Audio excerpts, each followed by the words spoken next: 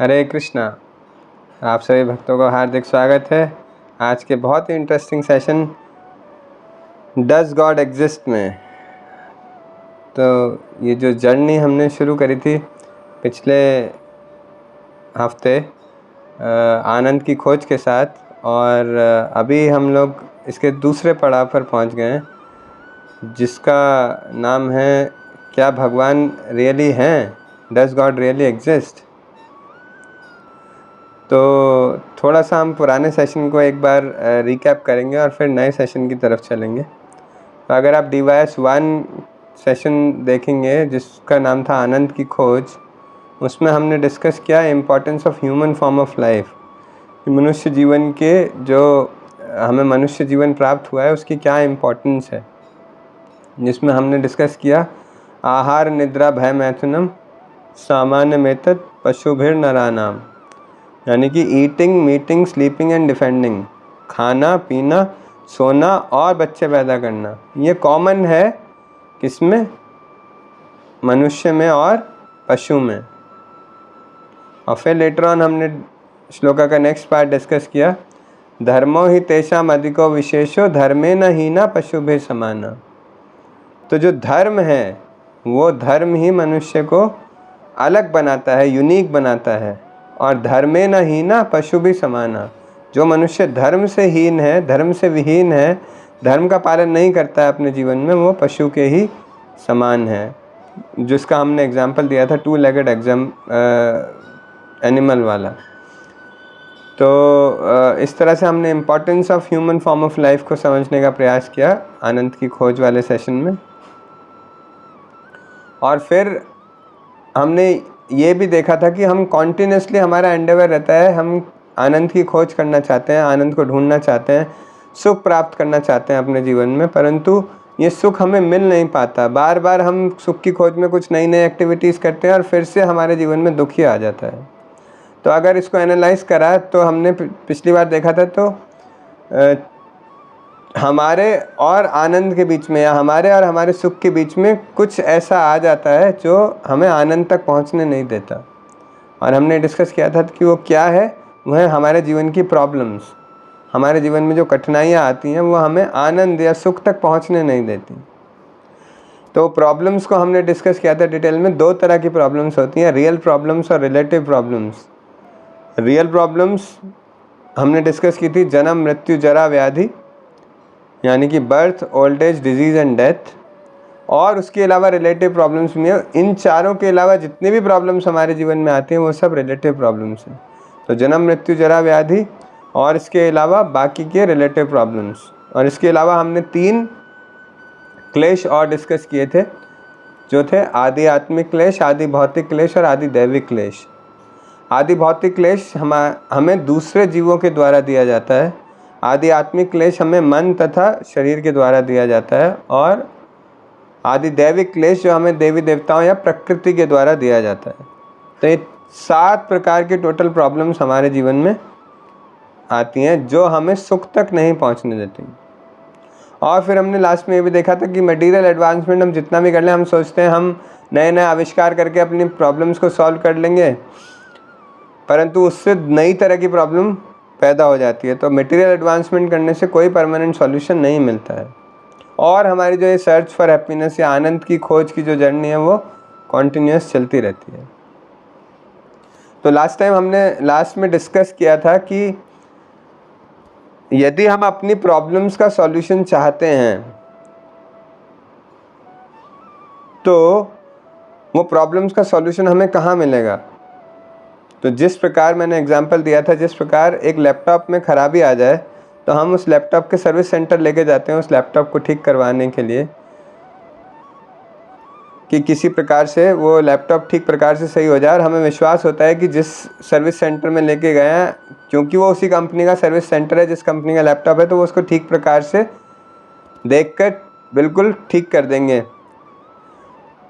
उसी प्रकार से जब हमारे इस भौतिक जगत की जितनी भी कठिनाइयाँ हैं, जितनी भी प्रॉब्लम्स हैं, वो वही व्यक्ति ठीक कर सकता है जिसने ये भौतिक जगत बनाया है। तो अब सोचने वाली बात यह है कि ना मैंने ये भौतिक जगत बनाया है, ना आपने ये भौतिक जगत बनाया। तो ये भौतिक जगत बनाया किसने? ये भौतिक जगत बनाया भगवान ने। ये भगवान ने जब बनाया तो इसके जो अंदर प्रॉब्लम्स आती हैं, उन प्रॉब्लम्स को ठीक करने की क्षमता भी किस में होगी? भगवान में होगी। तो हमें ज़्यादा इधर उधर भागने की बजाय क्या करना चाहिए? भगवान के पास जाना चाहिए अपनी प्रॉब्लम्स का सॉल्यूशन ढूंढने के लिए। परंतु हम भगवान के पास नहीं जा रहे, हम कभी जा रहे हैं साइंटिस्ट के पास, कि साइंटिस्ट हमारी किसी प्रॉब्लम का हल निकाल देंगे और हमारी प्रॉब्लम सॉल्व हो जाएगी और हम सुखी हो जाएंगे। या कभी हम जा रहे हैं जो ये जन्मपत्री देखने वाले होते हैं इनके पास, कि ये हमारा कुछ मार्गदर्शन कर देंगे और हमारी प्रॉब्लम्स का सॉल्यूशन बता देंगे। कोई अंगूठी पहन के हमारा प्रॉब्लम का सॉल्यूशन बन जाएगा, कोई पूजा अनुष्ठान करके हमारा प्रॉब्लम का सॉल्यूशन हो जाएगा। परंतु ऐसा नहीं होने वाला है। ये प्रॉब्लम्स का सॉल्यूशन वही दे सकता है जिसने ये प्रॉब्लम्स बनाई हैं, या जिसके बनाए हुए जगत में सारी प्रॉब्लम्स हम फेस कर रहे हैं। तो हमें उन भगवान को अप्रोच करना पड़ेगा। परंतु सब लोग भगवान को अप्रोच क्यों नहीं कर पाते? क्योंकि यही नहीं पता है एक्चुअली में कि भगवान है या नहीं है, भगवान सही में एग्जिस्ट करते हैं या नहीं करते हैं। हमें ये पूर्ण विश्वास है ही नहीं अभी। तो क्योंकि हमें ये पूर्ण विश्वास नहीं है, इसीलिए आज का सेशन है। नहीं तो अगर मैं पूछूं कि आप में से कितने लोग भगवान में विश्वास करते हैं, तो आप सब लोग हाँ बोल देंगे। परंतु फिर हम भगवान के पास क्यों नहीं जाते या भगवान में पूर्णतया विश्वास क्यों नहीं करते? क्योंकि हमारा विश्वास जो है वो थोड़ा सा हिला डुला विश्वास है। जैसे पेंडुलम होता है ना, घड़ी का पेंडुलम देखा होगा आप लोगों ने, वो एक तरफ जाता है फिर दूसरी तरफ जाता है। इसी प्रकार से हमारा विश्वास भी है जो एक तरफ से दूसरी तरफ जाता रहता है। तो उस विश्वास को दृढ़ करने के लिए आज हम ठीक प्रकार से साइंटिफिकली समझने का प्रयास करेंगे। Does God really exist? क्या भगवान सच में एग्जिस्ट करते हैं? तो शुरू करने से पहले हम मंगलाचरण करेंगे 2 मिनट। ओम अज्ञानतिमिरन्धस्य ज्ञानाञ्जनशलाकया चक्षुरुन्मिलितं येन तस्मै श्री गुरुवे नमः। श्री चैतन्य मनोभीष्टं स्थापितं येन भूतले स्वयं रूप कदा मह्यं ददाति स्वपदान्तिकम्। वन्देऽहं श्रीगुरु श्रीयुतापदकमलं श्रीगुरुं वैष्णवांश्च। श्रीरूपं सागरजातं सहगणा रघुनाथामृतं तं सजीवं साद्वैतं सवधूतं परिजनसहितं कृष्णचैतन्यदेवं श्रीराधा कृष्णपादान् सहगणा ललिता श्रीविशाखामृतं च। हे कृष्ण करुणा सिंधु दीनबंधु जगतपते गोपेश गोपिका कांत राधा कांत नमस्ते। तप्त कांचन गौरांगी श्री राधे वृंदावनेश्वरी विश्वभानुसुते देवी प्रणमामि हरिप्रिये। वाञ्छाकल्पतरुभ्यश्च कृपा सिन्धुभैव च पतितनां पावनेभ्यो वैष्णवेभ्यो नमो नमः। जय श्री कृष्ण चैतन्य प्रभु नित्यानंद श्री अद्वैत गदाधर शिवासादि गौर भक्तवृंद की जय। हरे कृष्णा कृष्णा कृष्णा हरे हरे, हरे राम राम राम हरे हरे। नमो ओम विष्णुपादाय कृष्ण पृष्ठाय भूतले श्रीमते भक्ति वेदांत स्वामिनिति नामिने। नमस्ते सरस्वती देवे गौरवाणी प्रचारिणे निर्विशेष शून्यवादी पाश्चात्य देश तारिणे। जगत गुरु शिल प्रभुपाद की जय। तो भगवान के विषय में हम जब भी बात करना चाहते हैं या जब भी सोचते हैं, तो जैसे मैं बता रहा था कि भगवान के विषय में हमारा विश्वास काफ़ी हिला डुला है। कभी तो हमारे साथ कुछ अच्छा हो जाता है तो हम बड़े प्रसन्न होकर भगवान के मंदिर जाते हैं दर्शन करने के लिए, भोग लेकर जाते हैं कि आज हम ठाकुर जी को भोग लगाएंगे, भगवान की आरती करेंगे, भगवान के दर्शन करेंगे। और यदि हमारे साथ कुछ बुरा हो जाता है, कुछ भी विपरीत परिस्थिति हो जाती है हमारे जीवन में जो हमने एक्सपेक्ट नहीं की है, तो हमें गुस्सा आ जाता है फ़ौरन। और हम जैसे फिल्मी हीरो हीरोइनों को दिखाते हैं कि वो भगवान में विश्वास नहीं करते या भगवान को भला बुरा कहते हैं, ऐसी हमारे मन में भी ऐसी भावनाएं आने लगती हैं कि भगवान ने ये नहीं किया, भगवान ने वो नहीं किया, मैंने तो किसी का कुछ बिगाड़ा नहीं था, मेरे साथ भगवान ने ऐसा क्यों किया, भगवान ही मेरे साथ सब कुछ गलत कर रहे हैं, मैं तो कभी कुछ गलत नहीं करता हूँ। तो ऐसी भावनाएं हमारे अंदर आने लगती हैं। क्यों ऐसा होता है हमारे साथ? क्योंकि भगवान में हमारी श्रद्धा स्थिर नहीं है। और वो स्थिरता ना होने का मेन कारण है कि हम अज्ञानता में हैं। भगवान के विषय में हमें बहुत ज़्यादा कोई ज्ञान है ही नहीं। अगर आप देखो, या मैं आपसे पूछूं कि आपने भगवान के बारे में कहीं से ज्ञान प्राप्त किया है, तो हाँ आप बोलोगे रामायण सागर की रामायण तो देखी थी, हाँ महाभारत भी देखी थी, थोड़ा ज्ञान वहाँ से मिल गया। और हिंदुस्तान में तो ऐसा है कि आप किसी रिक्शे वाले से या राह चलते व्यक्ति से भी भगवान के विषय में पूछेंगे तो वो अपनी फिलॉसफी अवश्य बताएगा आपको क्या है, उसके हिसाब से भगवान वो अवश्य बताएगा। कोई ये जानना नहीं चाहता, ना किसी के पास समय है कि भगवान एक्चुअल में हैं क्या, भगवान कैसे कार्य करते हैं, भगवान कैसे हैं, कैसे हमारे जीवन में भगवान पार्टिसिपेट करते हैं, हस्तक्षेप करते हैं, भगवान है या नहीं है, कैसे हैं, लाइट हैं कि साक्षात भगवान का कोई स्वरूप है, कुछ भी हम जानना नहीं चाहते। तो आज हम proof of existence of God के विषय में बात करेंगे कि भगवान के होने का प्रूफ क्या है। तो सर्वप्रथम एक प्रूफ जो हम लॉजिकल इंटेलिजेंस से देख सकते हैं, आप अपने आसपास चारों तरफ देख सकते हो। पहला जो लॉजिक है जिससे हम भगवान की एग्जिस्टेंस को प्रूफ कर सकते हैं, उसको बोलते हैं for every urge there is fulfilment in nature. जो भी हमारी आवश्यकताएं हैं उन सबकी पूर्ति के लिए भगवान ने नेचर में कुछ ना कुछ ऐसा बना रखा है जिससे हमारी वो आवश्यकता पूर्ण हो जाती है। अब इसी बात को हम एक एग्जाम्पल से समझने का प्रयास करते हैं। जैसे हमें भूख लगती है तो भोजन अवेलेबल है, अब भोजन हमें प्रकृति के द्वारा दिया जाता है, चाहे वो गेहूँ है, चावल है, कोई भी फल है, सब्जी है, वो सब हमें प्रकृति के द्वारा दिया जाता है। क्योंकि किसी को ये पता था कि मनुष्य को भूख लगेगी या जीवात्मा को भूख लगेगी और उसे खाने के लिए कुछ चाहिए, तो खाने के लिए पहले से इंतज़ाम किया गया, उसके बाद जीव की उत्पत्ति हुई। पहले से उसके लिए खाने के लिए सब कुछ था।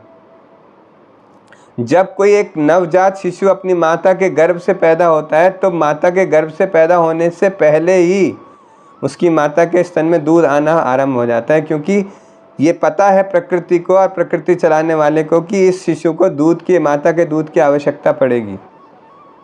तो उसके इस संसार में आने से पहले उसके भोजन का इंतज़ाम कर दिया जाता है। तो इससे हम समझ सकते हैं कि कोई ना कोई ऐसा है जो हमारी सारी ज़रूरतों को पूरा कर रहा है। और भी हम एग्जाम्पल से देख सकते हैं, हमें प्यास लगती है, पानी कहाँ से आता है, कौन प्रोवाइड कर रहा है हमें पानी? क्या फैक्ट्रीज़ में पानी मिल रहा है? फैक्ट्रीज इतना पानी नहीं बना सकते जितने हमारे प्यास बुझाने के लिए सारे जीवों को चाहिए। प्रकृति हमें वो प्रोवाइड कर रही है। किसी ने ऑलरेडी हमारे लिए सोचा है कि हमें प्यास लगेगी तो हमें पानी की आवश्यकता होगी, तो पहले ही पानी को बना दिया।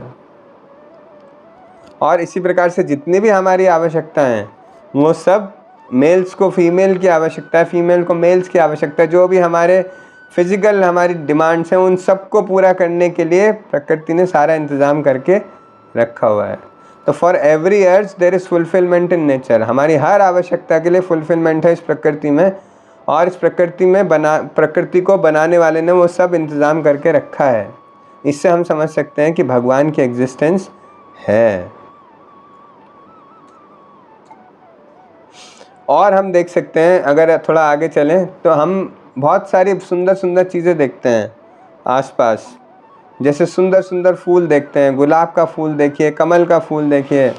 और अगर आप ने कभी कोई अंडर सी डाइविंग का प्रोग्राम देखा होगा डिस्कवरी चैनल पे, या कभी ऐसी चीज़ें देखी होंगी, तो कितने प्रकार के सुंदर सुंदर जीव दिखाई देते हैं। केवल ग्रीन कलर का पैकेट नहीं है, फॉरेन कंट्रीज़ में मल्टी कलर पैरट्स पाए जाते हैं। कौन है जिसने इन पैरट्स में कलर कर दिया? कौन है जो इतने इतने सुंदर जीवों को, मछलियों को, तोतों को, चिड़ियाओं को, इतने सारे जीवों को बना रहा है? इतने इतने सारी चिड़ियाओं के अलग अलग प्रकार के पंख होते हैं, अलग अलग प्रकार की बीक्स होती हैं, इतनी वैरायटी, इतनी सुंदरता कौन बना रहा है? ये सब कौन करता है? जैसे हम कोई एक पेंटिंग देखते हैं, जैसे मोनालिसा की पेंटिंग देखेंगे आप, तो मोनालिसा की पेंटिंग देखकर कोई भी कह सकता है कि ये पेंटिंग अपने आप प्रकट नहीं होगी, इस पेंटिंग को बनाने वाला कोई ना कोई है। लियोनार्डो डा विंची ने मोनालिसा की पेंटिंग बनाई। ऐसी जो भी हम क्रिएशन अपने सामने देखते हैं उसका कोई ना कोई क्रिएटर है। कोई भी सुंदर से सुंदर पेंटिंग, सुंदर से सुंदर हैंडीक्राफ्ट, सुंदर से सुंदर कोई भी वस्तु आप देखेंगे उसका कोई ना कोई क्रिएटर अवश्य होता है। तो जो ये इतनी सुंदर प्रकृति हमें सामने देखने को मिलती है, हमारे इतने सुंदर सी बीच पे आप कभी जाइए तो आप देखेंगे नारियल के पेड़ लगे हुए हैं, सुंदर माहौल है, सुंदर सा पानी नीले रंग का समंदर में बह रहा है, और इतना सुंदर, इतना मनमोहक विजन लगता है। उसको देखकर हमारे मन में कभी प्रश्न नहीं आता कि ये इसका क्रिएटर कौन है। अगर आप सच पूछें अपने आप से कि इसका क्रिएटर कौन है, तो आपको जवाब मिलेगा कि इसके क्रिएटर भगवान हैं। भगवान ने सब कुछ क्रिएट किया है। और आप डीपली देखिए तो समंदर के किनारे बहुत सारे नारियल के पेड़ होते हैं। कभी भी आप साउथ में जाएंगे और समंदर के किनारे जाएंगे तो वहाँ पर बहुत सारे नारियल के पेड़ मिलेंगे। तो वो नारियल के पेड़ किसने बनाए? भगवान ने बनाए। और उनमें जो सिस्टम डाला, नारियल लगता है 30, 40, 50 फुट ऊपर, और समंदर का पानी होता है खारा। समंदर के पानी को मीठा बनाकर नारियल के अंदर भरने का कार्य कौन कर रहा है? वो नारियल के अंदर मीठा पानी कैसे चलाता है? और आप अपने घर की बोतल में पानी भर के रख दीजिए, थोड़े दिन में ख़राब हो जाएगा, लेकिन नारियल का पानी कितने भी दिन तक रखा रहता है, ख़राब नहीं होता। हम कभी ये नहीं सोचते नारियल का पानी पीने से पहले कि कहीं ख़राब तो नहीं है। क्यों? इतनी अच्छी टेट्रा पैकिंग से भी बढ़िया पैकिंग कौन करके दे रहा है हमें? ये सब भगवान करते हैं। अगर साइंटिस्ट से पूछने जाएंगे कि नहीं 50 फीट बिना मोटर के पानी ऊपर कैसे चला गया, तो साइंटिस्ट बोलेंगे कि कैपिलरी एक्शन है, एक कैपिलरी से दूसरी कैपिलरी में पानी जा रहा है और फिर धीरे धीरे करके पानी नारियल के अंदर तक पहुंच गया। ठीक है, हम ये मान लेते हैं कि कैपिलरी एक्शन है, पर ये पद्धति जो कैपिलरी एक्शन है स्टार्ट किसने किया?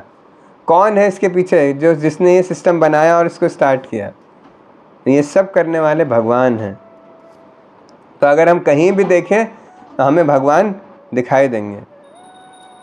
और हम देखते हैं ये स्पेस टेक्नोलॉजी, जितना भी ये स्पेस में सैटेलाइट्स घूम रहे हैं, जितने भी ग्रह नक्षत्र घूम रहे हैं, ये सबको कौन मेंटेन कर रहा है? हम एक छोटा सा भी सैटेलाइट भेजते हैं तो हमें यहाँ पे सुपर कंप्यूटर्स लगाने पड़ते हैं साइंटिस्ट को, और मॉनिटरिंग करनी पड़ती है कि वो ठीक प्रकार से चल रहा है या नहीं चल रहा, किसी से टकराया तो नहीं है, डैमेज तो नहीं हो गया, कुछ उल्टा सीधा तो नहीं हो गया उसके साथ। वेयर एज अगर हम देखें, भगवान ने इस यूनिवर्स में इतने सारे ग्रह बनाए और कभी भी कोई ग्रह किसी दूसरे ग्रह से टकराता नहीं है। सबकी अपनी अलग गति है, सबका अपना अलग साइज है, सबका अपना अलग मंडल है, लेकिन सब ग्रह एक दूसरे के साथ कोऑर्डिनेशन में अपने आप लाखों लाखों सालों से चलते चले आ रहे हैं। कौन ये सब मैनेज कर रहा है? हमें तो एक छोटा सा शहर के चौराहे का ट्रैफिक मैनेज करने के लिए एक ट्रैफिक लाइट की आवश्यकता पड़ती है। अगर वो ट्रैफिक लाइट ठीक प्रकार से प्रॉपरली काम ना करे तो ट्रैफिक आपस में भिड़ने लगता है और ठीक प्रकार से कोई चल नहीं पाता है। लेकिन ये इतने लाखों लाखों सालों से सारे ग्रह नक्षत्र अपनी सही दिशा में सही प्रकार से कार्य कर रहे हैं। क्या इनके पीछे कोई नहीं होगी शक्ति? क्या इनके पीछे कोई मैनेजर नहीं है? क्या इनको कोई मैनेज करने वाला नहीं है? है, उनको मैनेज करने वाला है, लेकिन हम इस तरफ देखते नहीं हैं। ये सारा सिस्टम जो है, जब एक छोटी सी सैटेलाइट को मैनेज करने के लिए लोग लगते हैं, तो इतने बड़े सिस्टम को मैनेज करने के लिए भी कोई ना कोई है। वो कौन है? वो है भगवान। ऐसे हम देखते हैं सुंदर सुंदर कार्स, सुंदर सुंदर घड़ियाँ, सुंदर सुंदर कंप्यूटर्स, इतने मन मोहने वाले बिल्डिंग्स, और हमें पता है इनके पीछे कोई ना कोई क्रिएटर है। Any creation implies a creator. Her creation के पीछे कोई ना कोई क्रिएटर होता है। तो जो ये इतनी सुंदर प्रकृति, इतना सुंदर संसार हमारे सामने है, क्या इसके पीछे कोई ना कोई क्रिएटर नहीं होगा? इसके पीछे भी एक सुप्रीम क्रिएटर है, और वो सुप्रीम क्रिएटर है भगवान।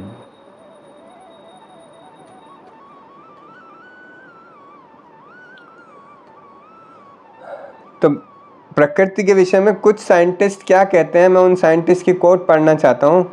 एल्बर्ट आइंस्टाइन, जिनको आप सब जानते होंगे, एल्बर्ट आइंस्टाइन कहते हैं, there is a perfect brain behind all the natural physical laws. There is a perfect brain behind all the natural physical laws.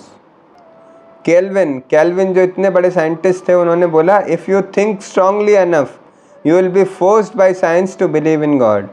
अगर आप ध्यानपूर्वक सोचेंगे तो साइंस के द्वारा आप मजबूर हो जाएंगे भगवान में विश्वास करने के लिए। ये साइंटिस्ट बोल रहे हैं।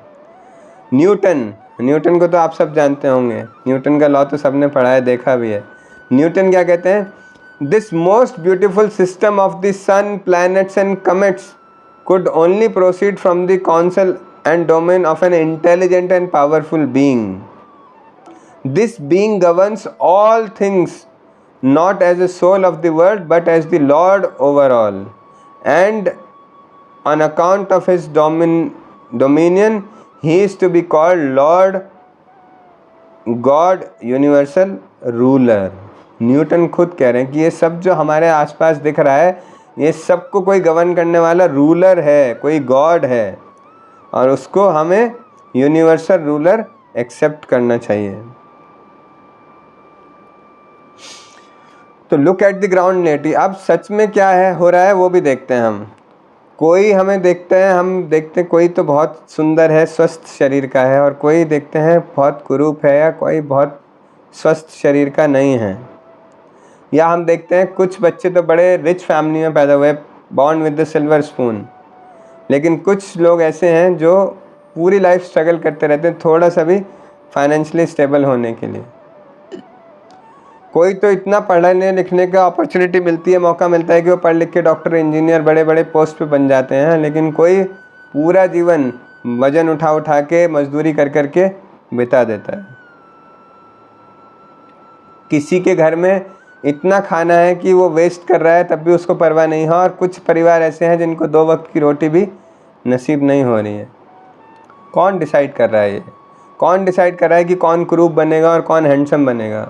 कौन डिसाइड कर रहा है कि कोई अमीर बनेगा और कोई गरीब बनेगा?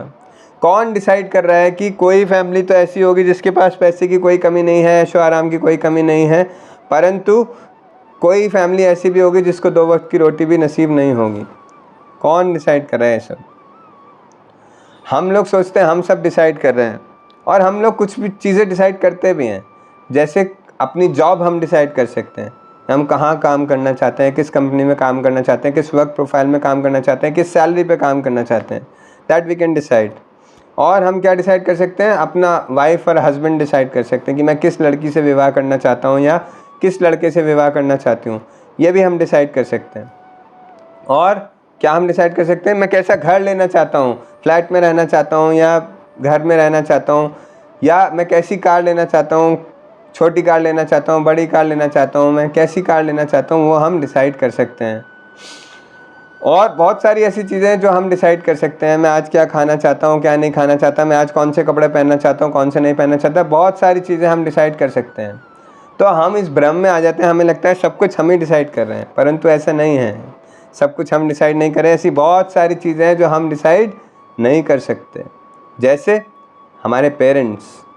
क्या आप अपने पेरेंट्स डिसाइड कर सकते हैं कि आप किस घर में पैदा होंगे, आपके पेरेंट्स कौन होंगे, आपके पिता कौन होंगे, आपके माता कौन होंगे? क्या आप डिसाइड कर सकते हैं? अगर ये डिसाइड करने का मौका हमें दे दिया जाता, अपॉर्चुनिटी दे दी जाती, तो हम सोचते, सब ऑप्ट करते कि हम तो धीरू भाई अंबानी के घर में पैदा होना चाहते हैं, काश हम भी मुकेश अंबानी होते। परंतु ऐसा नहीं होता। हम अपने पेरेंट्स का चयन नहीं कर सकते, कोई और हमारे लिए हमारे पेरेंट्स का चयन करता है। और हमारी ब्यूटी, हमारी शारीरिक संरचना का चयन हम नहीं कर सकते। जैसी भी है वो हमें दी गई है और हमें उसी के साथ काम चलाना पड़ेगा। थोड़ा बहुत ऊपर नीचे कर सकते हैं हम, थोड़े बहुत टाइम के लिए, टेम्परेरीली, लेकिन बेसिक स्ट्रक्चर वही रहने वाला है। और हमारी इंटेलिजेंस को हम चूज़ नहीं कर सकते। जितनी बुद्धि दी गई है उतनी ही क्षमता के अनुसार हम कार्य करेंगे। बहुत ज़्यादा उस क्षमता को बढ़ाया नहीं जा सकता, घटाया नहीं जा सकता। हमारी इंटेलिजेंस समहाउ रेंज बाउंड है और हम उससे ज़्यादा नहीं कर सकते। तो ये सब चीज़ें कौन चूज़ कर रहा है हमारे लिए और किस बेसिस पे चूज़ कर रहा है? ये सब चीज़ें जो हम नहीं चूज़ कर सकते अपने लिए, वो कौन चूज़ कर रहा है और किस बेसिस पे चूज़ कर रहा है? या कोई कहता है कि ये सब बाई चांस हो रहा है, कोई भी अमीर बन जाएगा, कोई भी गरीब बन जाएगा, कोई भी अच्छे घर में पैदा होगा, कोई भी एक ख़राब घर में पैदा होगा जहाँ पर रोटी भी नहीं मिलेगी खाने के लिए, कोई भी स्वस्थ शरीर के साथ पैदा होगा, कोई भी एक बीमार शरीर के साथ पैदा होगा। किसी के पास आंखें होंगी सारी दुनिया देखने के लिए, किसी के पास आंखें नहीं होंगी दुनिया देखने के लिए। Is it by chance? क्या बाई चांस ऐसा हो सकता है? क्या ये सब कुछ चांस से हो सकता है? इतना साइंटिफिक नहीं लगता। कैसे हमारा बर्थ, हमारी ब्यूटी, इंटेलिजेंस एक चांस के द्वारा हो सकती हैं? इनको डिसाइड करने वाला कोई ना कोई है। When there are rules, there is a rule maker। और हम देखते हैं हमारे जीवन में बहुत सारे रूल्स हैं। कैसे रूल्स हैं? तो वो आप समझ गए। कैसे जब हमारे जीवन में इतनी सारी चीज़ें आती हैं तो उनको डिसाइड करने वाला कोई ना कोई है, और वो कौन है? वो है भगवान। तो भगवान हमारे जीवन में डिसाइड करते हैं। किस बेसिस पे डिसाइड करते हैं, ये एक और बहुत लंबा टॉपिक है जिसको हम आगे आने वाले सेशंस में कवर करेंगे कि किस बेसिस पे डिसाइड होता है कि हमें नेक्स्ट जीवन कैसा मिलने वाला है, हमें नेक्स्ट शरीर कैसा मिलने वाला है, हमें नेक्स्ट जन्म कैसा मिलने वाला है, कौन सी योनि में हम जाने वाले हैं, कौन सा हमें जन्म प्राप्त होने वाला है, ये किस बेसिस पे होता है, ये हम आगे के सेशंस में डिसाइड करेंगे। लेकिन कौन डिसाइड कर रहा है? वो भगवान डिसाइड कर रहे हैं ये सब चीज़ें हमारे लिए। फिर हम आगे देखते हैं, there are rules for everything. हम अपने आसपास देखते हैं तो बहुत सारे रूल्स हैं इस प्रकृति में, और हमारे आसपास भी जो हमें फॉलो करने पड़ते हैं। जैसे गाड़ी आप हाईवे पर लेकर जा रहे हैं और रेड लाइट आएगी तो आपको रेड लाइट पे रुकना ही पड़ेगा, वो एक रूल है। अगर आप नहीं रुकेंगे तो आपका चालान हो जाएगा। ट्रैफिक सिग्नल का रूल्स एंड रेगुलेशन फॉलो करना आवश्यक है। और जैसे कार्स को राइट हैंड साइड ड्राइव करना है या लेफ्ट हैंड साइड ड्राइव करना है, कुछ कंट्रीज़ में राइट हैंड साइड है, कुछ कंट्रीज़ में लेफ्ट हैंड साइड है, तो वो भी ऑलरेडी रूल बनाया हुआ है और उसी के हिसाब से आपको ड्राइव करना पड़ेगा। ऐसा नहीं कर सकते कि मेरी मर्जी है, मैं तो लेफ्ट हैंड साइड वाले रूल में राइट हैंड साइड में गाड़ी ड्राइव करूँगा, ऐसा नहीं चलेगा। या एयरक्राफ्ट में आप जाते हो एरोप्लेन में कहीं सफ़र करने के लिए, तो वहाँ पर एयर हॉस्टेस बताती है कि आपको अपना मोबाइल फ़ोन स्विच ऑफ करना पड़ेगा या एरोप्लेन मोड पे डालना पड़ेगा, सीट बेल्ट लगानी पड़ेगी। तो ये रूल है, वो रूल आपको फॉलो करना पड़ेगा। और जब किसी ने रूल बनाया तो इसके पीछे कोई ना कोई रूल बनाने वाला होगा। जैसे ट्रैफिक रूल्स की हमने बात की, ट्रैफिक रूल्स किसी ने बनाए हैं, ट्रैफिक रूल्स हैं तो उसको बनाने वाला भी कोई ना कोई अवश्य है। इसी प्रकार से एयरक्राफ्ट के रूल हैं, एरोप्लेन में ट्रैवल करने के रूल हैं, तो उन रूल्स को भी किसी ना किसी ने बनाए हैं। रेलवेज़ के भी कुछ रूल्स होते हैं। इसी प्रकार से आपके ऑफिस के बहुत सारे रूल्स होते हैं कि आपको इतने बजे आके यहाँ पर अपने फिंगर पंच करनी है तभी आपकी अटेंडेंस लगेगी। आपको बाहर जाना है तो आपको परमिशन लेके जाना होगा। दिन में 2 बार कॉफ़ी पी सकते हैं, चाय पी सकते हैं, जो भी बहुत सारे रूल्स बहुत सारे ऑफिस में होते हैं, वो रूल्स हैं। तो उन रूल्स को बनाने वाला भी कोई है। लॉ एम्प्लॉयज़ ए लॉ मेकर। तो कोई लॉ है तो उस लॉ को बनाने वाला भी कोई ना कोई अवश्य होगा। इसी प्रकार से हम देखते हैं इस प्रकृति में भी, इस नेचर में भी बहुत सारे लॉ काम कर रहे हैं। जैसे सूर्य पूर्व से ही उगेगा, ये एक लॉ है। आपके कहने से, आपके चाहने से सूर्य कभी पश्चिमी दिशा से नहीं उगेगा, सूर्य हमेशा पूर्व से ही उगेगा। ये एक लॉ है। किसने बनाया ये लॉ? जब लॉ है तो कोई लॉ मेकर भी होना चाहिए। तो सूर्य को हर बार पश्चिम दिशा में छुपना है और पूर्व दिशा से निकलना है, ये एक लॉ किसने बनाया? ये लॉ बनाया भगवान ने। और भी बहुत सारे लॉज हम देखते हैं, जैसे सीजनल चेंजेस हिंदुस्तान में स्पेशली, कि सर्दी के बाद बरसात आएगी, बरसात के बाद गर्मी आएगी, गर्मी के बाद फिर से बरसात आएगी, फिर से बरसात के बाद फिर से सर्दी आएगी, और ऐसे ही साइकिल चलता रहेगा चलता रहेगा चलता रहेगा। ये सीजनल चेंजेस जो हैं, वो लॉ जो बनाया वो किसने बनाया? वो लॉ बनाया भगवान ने। तो when there is a law, there is a law maker.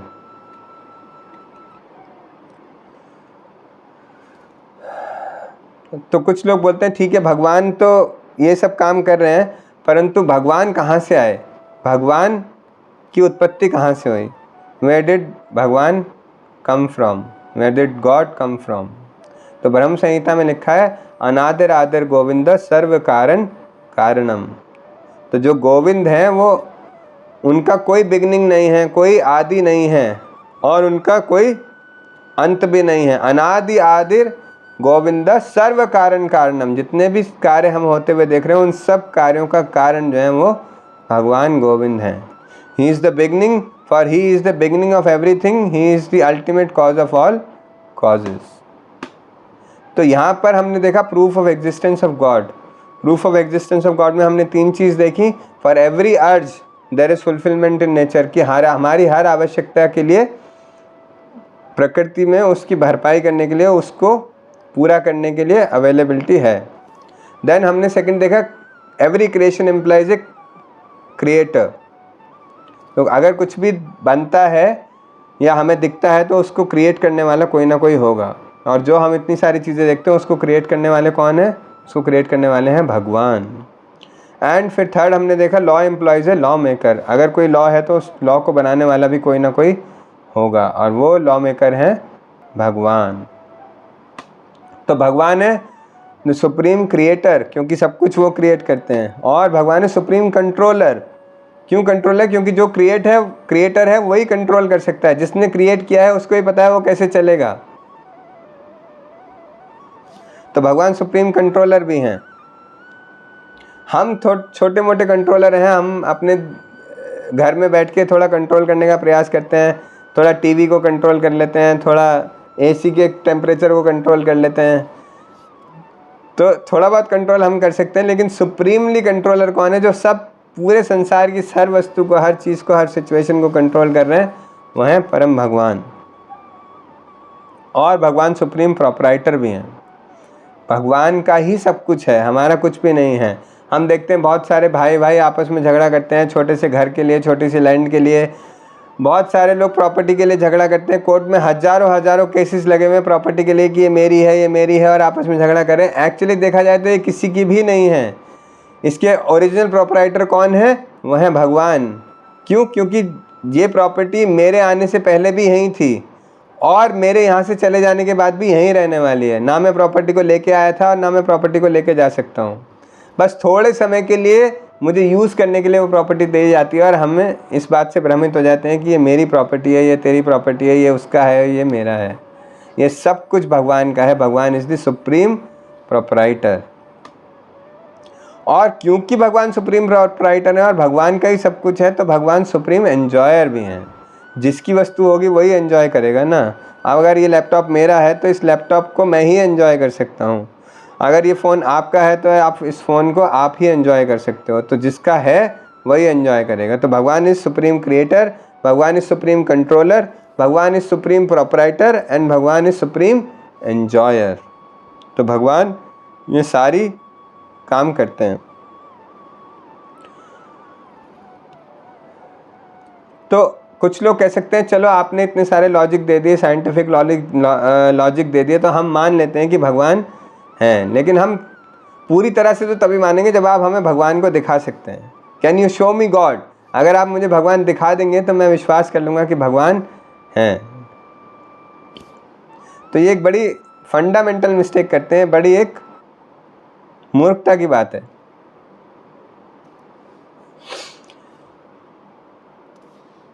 भगवान को हम कैसे दिखा सकते हैं? इसमें पहली मूर्खता की बात यह है कि भगवान कोई हमारे ऑर्डर कैरियर नहीं है कि मैं भगवान को आदेश दूं भगवान मेरे सामने प्रकट हो जाइए और भगवान प्रकट हो जाएंगे। क्यों प्रकट हो जाए वो आपके सामने? ऐसा क्या किया है हमने जो भगवान हमारे सामने प्रकट हो जाए? मेरे ऑर्डर कैरियर हैं वो, मेरे इंस्ट्रक्शन पे चलने वाले हैं वो। हमारे इंस्ट्रक्शन पे तो हमारे घर के परिवार के सदस्य भी नहीं चलते। और हम अपने प्राइम मिनिस्टर मोदी जी को बोले मोदी जी ज़रा हमारे सामने प्रकट हो जाइए, तो हो जाएंगे क्या? तो जब एक छोटे से देश का एक प्रधानमंत्री हमारे कहने से प्रकट नहीं हो रहा है, तो अखिल ब्रह्मांडों के जो नायक भगवान हैं वो क्या हमारे कहने से प्रकट हो जाएंगे? नहीं नहीं। I want to see you, can you show me God? तो गॉड क्योंकि प्रूफ करना चाहते हैं कि गॉड हैं तो वो आपके सामने प्रकट हो जाएं। This is highly illogical and ये बहुत बड़ी मिस्टेक है जो लोग ये बोलते हैं कि क्या हमें भगवान दिखा सकते हैं। हाँ, आप भगवान को देखना चाहते हैं तो देख सकते हैं भगवान को, परंतु उसके लिए आपको क्वालिफाइड बनना पड़ेगा। या तो भगवान चाहें कि आप उनको देख सकते हैं, या आप इतने क्वालिफाइड बन जाएं कि भगवान को देख सकें। तो हमें वो क्वालिफिकेशन अर्जित करनी पड़ेगी। क्या हम क्वालिफाइड हैं भगवान को देखने के लिए? तो getting the eyes to see God, तो अगर आप क्वालिफिकेशन की बात करें तो हम कैसे क्वालिफाइड बनेंगे भगवान को देखने के लिए? इज़ देयर एनी प्रोसेस कि हम वो प्रोसेस को फॉलो करें और हम क्वालिफाइड बन जाएं भगवान को देखने के लिए? तो इसको थोड़ा सा समझने का प्रयास करते हैं, ध्यानपूर्वक समझिए। Getting the eyes to see God, तो किसी भी प्रकार का ज्ञान प्राप्त करने के लिए, जैसे हम अभी भगवान के विषय में ज्ञान प्राप्त करना चाहते हैं, तो किसी भी प्रकार का ज्ञान प्राप्त करने के 3 तरीके हैं। चाहे वो मटेरियल ज्ञान हो, चाहे वो स्पिरिचुअल ज्ञान हो, उस ज्ञान को प्राप्त करने के 3 तरीके होते हैं। क्या क्या? पहला होता है प्रत्यक्ष प्रमाण। प्रत्यक्ष प्रमाण का मतलब होता है सीइंग इज बिलीविंग। जो मैंने देखा मैंने उसके ऊपर विश्वास कर लिया। जो मुझे दिख रहा है वही ठीक है, जो मुझे नहीं दिख रहा है मैं उसके ऊपर विश्वास नहीं करूँगा। बहुत लोग ऐसा कहते हैं मैंने तो देखा नहीं तो मैं कैसे विश्वास कर लूँ। इसको बोलते हैं सीइंग इज बिलीविंग, प्रत्यक्ष प्रमाण। मेरे सामने होगा तो मैं विश्वास करूँगा, नहीं तो मैं विश्वास नहीं करूँगा। भगवान मेरे सामने प्रकट होंगे तो मैं विश्वास करूँगा, भगवान मेरे सामने प्रकट नहीं होंगे तो मैं विश्वास नहीं करूँगा। तो प्रत्यक्ष प्रमाण, क्या प्रत्यक्ष प्रमाण नॉलेज लेने का सही तरीका है? इसके विषय में हम चर्चा कर सकते हैं। प्रत्यक्ष प्रमाण मतलब सीइंग इज बिलीविंग, मतलब जो दिखता है उस पर विश्वास करूँगा। तो आप अपने घर जाकर ये प्रैक्टिकल करके देख सकते हैं। एक ट्रांसपेरेंट कांच के ग्लास में जल भरिएगा, पानी भरिएगा और उसमें एक स्ट्रॉ या एक पेंसिल डाल दीजिए। तो आप बाहर से देखेंगे वो स्ट्रॉ या पेंसिल जो भी आपने डाला उस पानी के अंदर वो आपको टेढ़ा दिखाई देगा।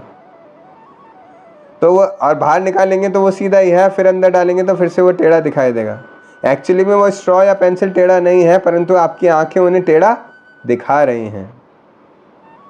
इसका मतलब आपकी आंखों की इतनी क्षमता नहीं है कि वो सही चीज़ों को सही प्रकार से देख सके। तो क्या प्रत्यक्ष प्रमाण सही तरीका है ज्ञान प्राप्त करने का? थोड़ा डाउटफुल है, क्योंकि मैं जो देखना चाह रहा हूँ वो मेरी आंखें मुझे नहीं दिखा रही। तो सीइंग इज बिलीविंग पे मैं कैसे ट्रस्ट कर सकता हूँ? तो जो मैं देख रहा हूँ वो गलत भी हो सकता है। जैसे मैं एक और एग्जांपल देता हूँ, कई बार हम हाईवे पे ट्रैवल कर रहे होते हैं या रेतीले जगह में कहीं जाते हैं तो दूर छाया से हमें ऐसा प्रतीत होता है कि वहाँ पर पानी होगा, जिसको मिराज बोलते हैं। हम केयरफुल हो जाते हैं कि आगे पानी पड़ा है शायद, लेकिन जब हम उस जगह पर पहुँचते हैं तो वहाँ कोई पानी नहीं होता, लेकिन हमारी आँखें हमें ऐसा दिखाती हैं कि वहाँ पर पानी है। इट मीन्स हमारे जो सेंसेस हैं वो परफेक्ट नहीं हैं। जितने भी हमारे सेंसेस हैं, जैसे आप अपनी बालकनी से खड़े होके या अपने पार्क से खड़े होके चांद को देखते हो तो आपको चांद छोटा सा दिखाई देता है। तो क्या इतना सा छोटा सा चांद है? लेकिन आप एक्चुअली में चांद को देखेंगे तो वो चांद बहुत बड़ा है और आपको वो छोटा सा गोल चांद दिखाई देता है। लेकिन आप चांद के पास जाएंगे तो वो अलग ही तरह का है और देखने में बिल्कुल ही डिफरेंट है। उसके ऊपर बहुत सारे धब्बे हैं, बहुत सारे गड्ढे हैं और वो ऐसा दूर से प्रतीत होता है, इतना सुंदर, काश चांद जैसा मेरा चेहरा भी होता। तो हमारी आंखें या कोई भी सेंस ठीक प्रकार से कार्य नहीं कर पाता। जैसे श्रवण इंद्रिय, हमारे कान हैं, हमारे कान सिर्फ 20 हर्ट्ज से 20,000 मेगा हर्ट्ज तक के बीच की ध्वनि को सुन सकते हैं। 20 हर्ट्ज से नीचे की ध्वनि को नहीं सुन सकते और 20,000 मेगा हर्ट्ज से ज़्यादा की वॉइस को नहीं सुन सकते। एक डॉग विसिल आती है बाज़ार में, जो पेट शॉप्स होती हैं वहाँ पे एक डॉग विसिल मिलती है। वो डॉग विसिल को आप बजाएंगे तो आपको कुछ सुनाई नहीं देगा, लेकिन अगर आपके आसपास कोई डॉग होगा तो वो एकदम से एक्टिव हो जाएगा, क्योंकि उसको वो सुनाई देगा, क्योंकि डॉग्स जो है 20 हर्ट्ज से भी नीचे की आवाज़ सुन सकते हैं। तो इसका मतलब हमारे कानों की भी लिमिटेशन है, हम सब चीज़ें नहीं सुन सकते।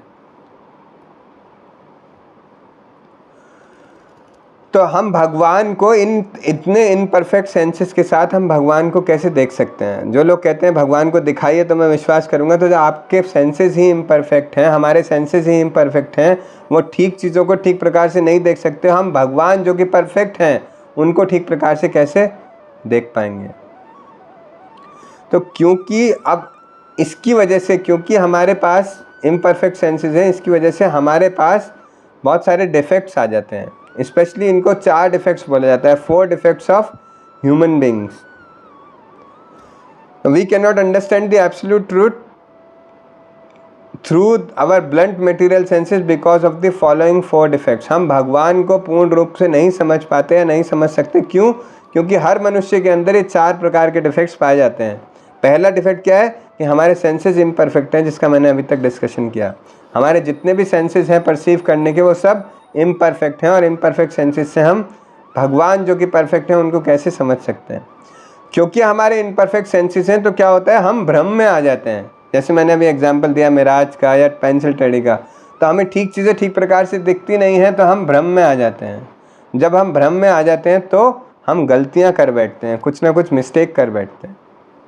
और मिस्टेक करने की जब हम मिस्टेक कर देते हैं तो उन मिस्टेक्स को, उन गलतियों को छुपाने के लिए हम झूठ बोलते हैं या धोखा देते हैं।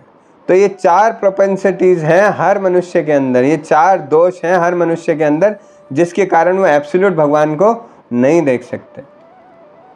क्या क्या? उनके सेंसेस इम्परफेक्ट हैं, यानी कि हमारे सेंसेस इम्परफेक्ट हैं। इम्परफेक्ट सेंसेस की वजह से हम भ्रम में आ जाते हैं, धोखे में आ जाते हैं। भ्रम में आने की वजह से हम गलतियां कर बैठते हैं और उन गलतियों को छुपाने के लिए हम धोखा देते हैं या झूठ बोलते हैं।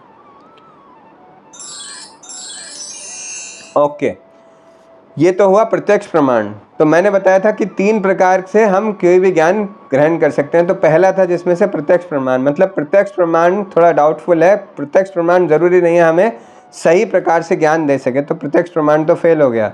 अब दूसरे प्रमाण में चलते हैं। दूसरा कौन सा तरीका है ज्ञान प्राप्त करने का? दूसरा तरीका है ज्ञान प्राप्त करने का अनुमान प्रमाण। अनुमान प्रमाण क्या होता है?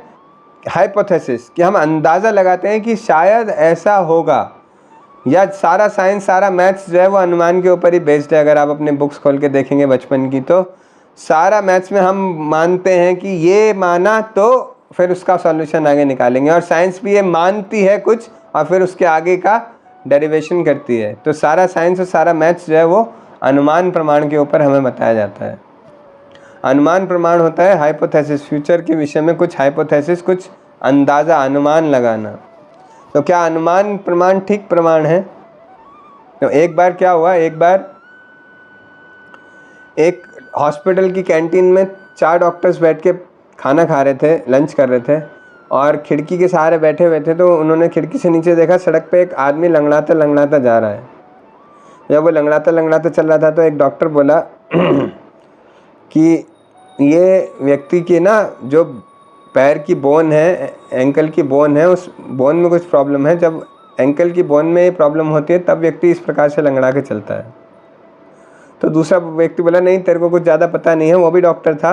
वो बोला नहीं, मैं न्यूरो डॉक्टर हूँ, मुझे बताया जब नर्व्स में प्रॉब्लम होती है तब व्यक्ति इस प्रकार से लंगड़ा के चलता है। इसकी बोन्स में प्रॉब्लम नहीं है, इसकी नर्व्स में प्रॉब्लम है। तो तीसरा व्यक्ति बोला नहीं नहीं, तुम्हें कुछ नहीं पता है, इसके तो ब्रेन में प्रॉब्लम है। जब ब्रेन में प्रॉब्लम होती है तब व्यक्ति इस प्रकार से लंगड़ा के चलता है। तो तीनों डॉक्टर्स ऐसे ही आपस में बहस करने लगे और एक दूसरे से आर्ग्यूमेंट करने लगे कि ये व्यक्ति के साथ क्या प्रॉब्लम होगा। तो उन्होंने बोला देखो ऐसे तो प्रॉब्लम का सॉल्यूशन मिलेगा नहीं, हम आपस में बहस करते रहेंगे, लेट्स गो डाउन स्टेयर्स, नीचे जाते हैं और इस व्यक्ति से पूछते हैं इसको क्या प्रॉब्लम है। तो जब ये अपनी प्रॉब्लम बताएगा तो हम तीनों में से जिसकी भी वो प्रॉब्लम सही निकलेगी वही सही साबित हो जाएगा। तो वो फटाफट भाग के नीचे गए और उस व्यक्ति को पकड़ के पूछा कि आप बताइए, आप लंगड़ा के चल रहे हैं, हम ऊपर से देख रहे थे, क्या आपका कारण है, आप क्यों लंगड़ा के चल रहे हैं? तो व्यक्ति ने बोला हाँ वैसे मैं लंगड़ा के तो चल रहा हूँ, परंतु ऐसा कोई कारण नहीं है, मेरी तो चप्पल टूट गई है इसलिए मैं लंगड़ा के चल रहा हूँ। तो वो अनुमान लगाए जा रहे हैं कि इसकी हड्डी में प्रॉब्लम होगा, इसके एंकल में प्रॉब्लम होगा, उसकी नर्व्स में प्रॉब्लम होगा, उसके ब्रेन में प्रॉब्लम होगा, परंतु प्रॉब्लम एक्चुअली कुछ और ही है। तो अनुमान प्रमाण भी हमें कई प्रकार से हम देखते हैं कि सही प्रकार से शिक्षा नहीं देता है, सही ज्ञान नहीं प्रदान करता है। और हम देखते हैं अपनी साइंस की किताबों में कई थ्योरम्स जो पहले 10 साल पहले के बच्चों को पढ़ाई गई वो थ्योरम्स सब चेंज हो गई हैं, क्योंकि कोई अनुमान लगाकर उन थ्योरम्स को बनाया गया और अब वो थ्योरम्स चेंज हो गई हैं क्योंकि अब कुछ और अनुमान लगा लिया गया है। तो अनुमान के बिहाफ पे हमें ये सब साइंस और मैथ्स पढ़ाया जा रहा है जो कि कई बार गलत साबित हो सकता है। तो अनुमान प्रमाण भी ज्ञान प्रदान प्राप्त करने का ठीक तरीका नहीं है। जो सबसे ठीक तरीका है, जो सबसे प्रामाणिक तरीका है ज्ञान प्राप्त करने का, वो है शब्द प्रमाण। शब्द प्रमाण यानी कि सुनना और उसको एज इट इज ग्रहण करना। जैसे मटेरियल स्कूल्स में भी आप देखते हो, बच्चा को जो टीचर समझा देती है बच्चा उसी की गांठ बांध लेता है कि नहीं मेरी मैम ने ऐसे बताया, मैं इसको ऐसे ही एक्सेप्ट करूँगा। ऐसे ही जब गुरु परंपरा में ज्ञान प्राप्त किया जाता है, स्पिरिचुअल नॉलेज प्राप्त की जाती है, तो वो परफेक्ट शब्द प्रमाण है। जैसा गुरु ने सुना अपने गुरु से वैसा उसने अपने शिष्य को बताया और फिर उस शिष्य ने उसे आगे अपने शिष्य को बताया। ये प्रमाणिक शब्द प्रमाण होता है जो कि एज इट इज़ गुरु परंपरा में ट्रांसफ़र होता है। तो एक व्यक्ति से दूसरे व्यक्ति को सुनाना, दूसरे व्यक्ति से तीसरे व्यक्ति को एज इट इज़ ट्रांसफ़र करना without any dilution, without any mixing, उसको शब्द प्रमाण बोलते हैं। जिसको hearing from a bona fide authority, आपने एक सही व्यक्ति से सुना है जो आपको एज इट इज़ उस ज्ञान को ट्रांसफ़र कर रहा है। शिल प्रभुपाद जी एग्जाम्पल दिया करते थे, जैसे किसी व्यक्ति को एक पका हुआ आम चाहिए, तो वो पका हुआ आम प्राप्त करने के लिए अगर 4 व्यक्ति अलग अलग स्टेज पे उस पेड़ पर चढ़ जाएं तो सबसे पहले वो व्यक्ति जो आम के सबसे नज़दीक है वो आम को तोड़ेगा, फिर वो नेक्स्ट को ट्रांसफ़र करेगा, फिर वो नेक्स्ट को ट्रांसफ़र करेगा, फिर वो नेक्स्ट को ट्रांसफ़र करेगा, और ऐसे ट्रांसफ़र होते होते होते होते आम नीचे ज़मीन पर खड़े हुए व्यक्ति तक एज इट इज़ पहुँच जाएगा। इसी प्रकार से शब्द प्रमाण है। जब एक प्रामाणिक व्यक्ति से स्पिरिचुअल नॉलेज यानी कि भगवान के विषय में सुना जाता है तो वो प्रमाणिक नॉलेज को एक व्यक्ति से दूसरे व्यक्ति को ट्रांसफ़र करता है। इसलिए भगवान ने भगवत गीता में बोला एवं परंपरा प्राप्तम इमम राज ऋषियो विदु। तो ये मेरे बारे में जो ज्ञान है वो गुरु परंपरा के द्वारा प्राप्त किया जा सकता है, किसी अनुमान से या किसी प्रत्यक्ष से प्राप्त नहीं किया जा सकता। तो यदि हम भगवान को देखना चाहते हैं, भगवान के विषय में ज्ञान प्राप्त करना चाहते हैं, तो बेस्ट तरीका है कि हम एक प्रमाणिक आचार्य से, प्रमाणिक गुरु से सुन लें और एज इट इज़ सुने, जैसा कि शास्त्रों में भगवान के विषय में बताया गया है।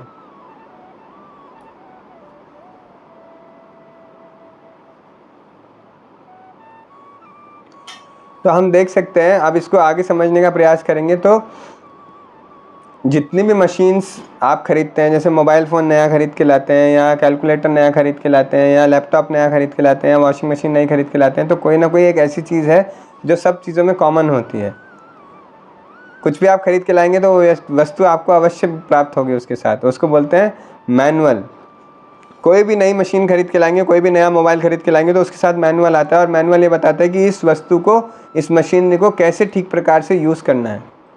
मैनुअल में सारी इंस्ट्रक्शंस लिखी होती हैं कि कैसे इसको यूज़ करना है, कितने पावर पे इसको यूज़ करना है, कहाँ से ऑन होगा, कहाँ से ऑफ़ होगा, कब ऑन होगा, कब ऑफ़ होगा, टाइमिंग, सब कुछ दिया होता है। सारे बटन्स का डिस्क्रिप्शन दिया होता है कैसे इसको ऑपरेट करना है। तो जब भगवान ने ये हमारा शरीर बनाया, हमें ये जीवन दिया, तो भगवान ने हमारे लिए भी एक मैनुअल बनाया जिसको बोलते हैं यूज़र मैनुअल, जिसको पढ़ के हमें पता चल सकता है कि इस मशीनरी को कैसे ठीक प्रकार से चलाना है।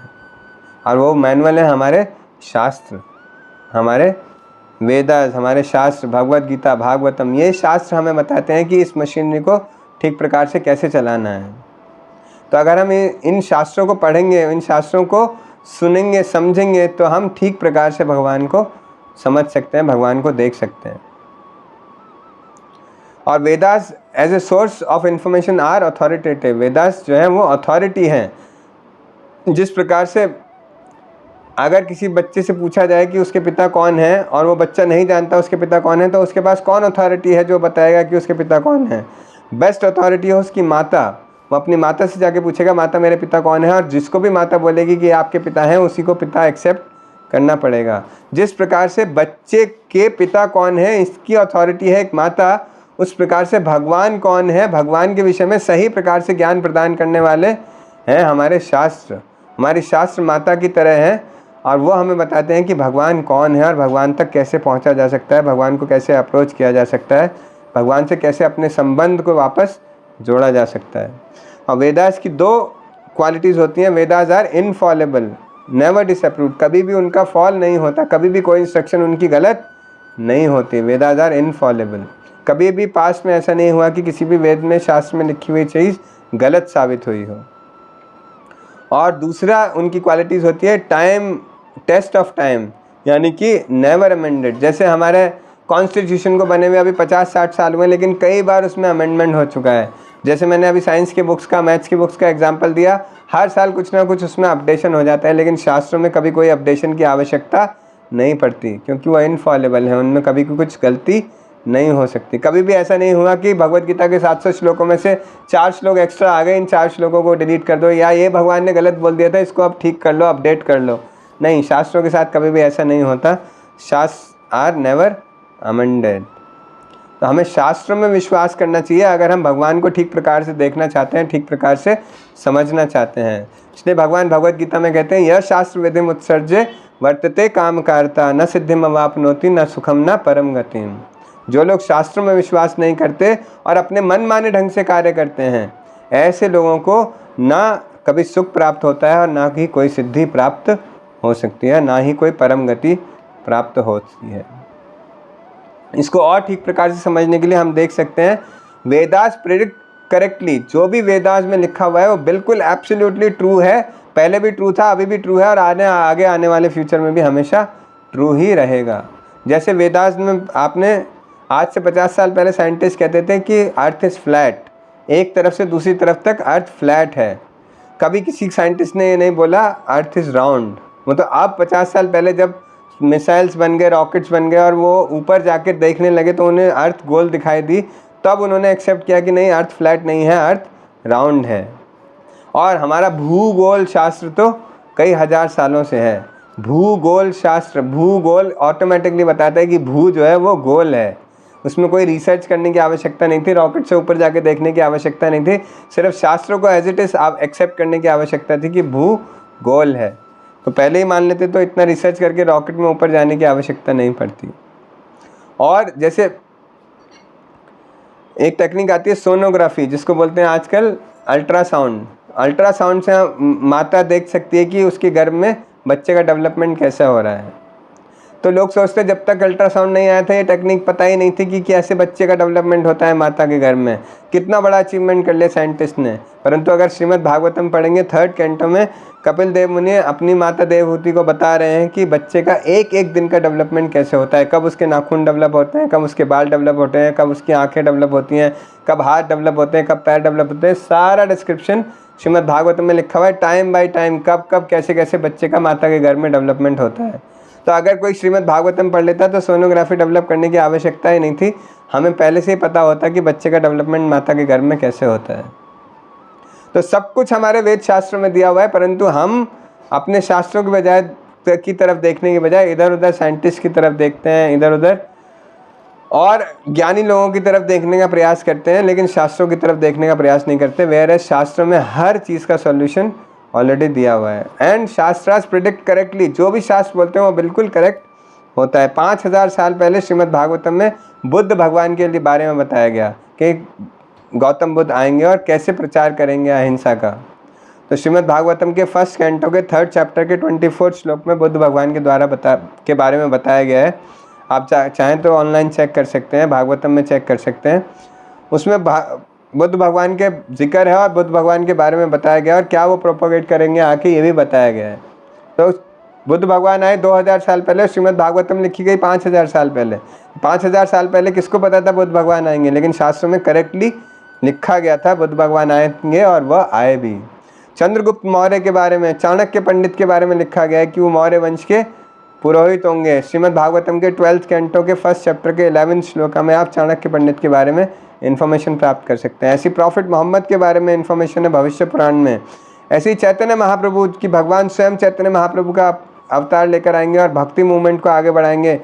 एक छन्न अवतार में आएंगे, एक छुपे हुए अवतार में आएंगे, ये भी शास्त्रों में प्रिडिक्टेड है। श्रीमद् भागवतम के 11th कैंटो के 5th चैप्टर के 32nd श्लोक में चैतन्य महाप्रभु के विषय में बताया गया। और भी बहुत सारे श्लोकों में बताया गया। मैं एक एक रेफरेंस कोट कर रहा हूँ ये बताने के लिए कि मैं अपनी तरफ से कुछ नहीं बोल रहा हूँ। हम जो भी बता रहे हैं वो शास्त्रों के बेसिस से आपको बता रहे हैं और शास्त्रों के हिसाब से ये सब चीज़ें ट्रू निकली हैं। तो इसलिए हमें शास्त्रों पर विश्वास करना चाहिए। शास्त्रों पर विश्वास करने के अलावा कोई और हमारे पास साधन नहीं है। और अगर हम शास्त्रों के ऊपर विश्वास करेंगे तो हम ठीक प्रकार से भगवान को समझने में और भगवान को देखने में एक न एक दिन अवश्य सक्षम हो जाएंगे। तो इस प्रकार से हम भगवान को देख सकते हैं और समझ सकते हैं। तो इस टॉपिक को हम नेक्स्ट क्लास में लेकर जाएंगे और इसको कंटिन्यू करेंगे।